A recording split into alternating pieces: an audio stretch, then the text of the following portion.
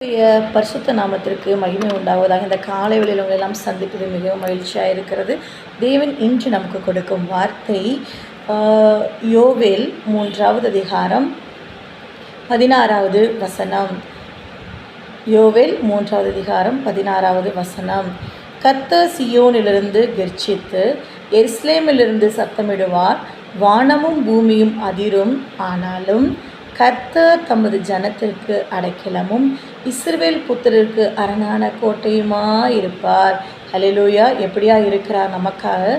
கர்த்தர் தமது ஜனத்துக்கு அடைக்கலமும் இஸ்ரவேல் புத்திரருக்கு அரணான கோட்டையுமாயிருப்பார் என்று ஆண்டவர் இன்று நமக்கு வாக்கு கொடுக்கிறார்.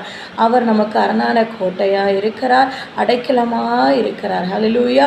எந்த ஒரு காரியத்தை குறித்து நம்ம பயப்படாதபடி, ஐயோ அங்கே பயமாக இருக்கே, அவ்வளோ ஒரு பெரிய பிரச்சனையாக இருக்கே, இப்படி ஒரு இதாக இருக்கேன்னு சொல்லிட்டு எங்கெல்லாம் அவர் சொல்கிறார் பாருங்க, எருசலேமிலிருந்து சத்தமிடுவார், ஆனாலும் வானமும் பூமியும் அதிரும்.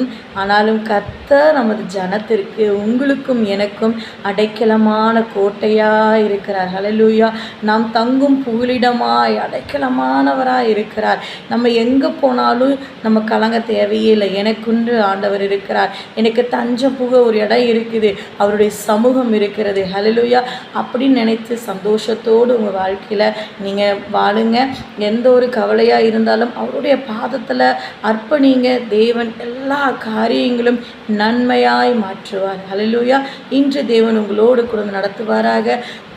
God bless you.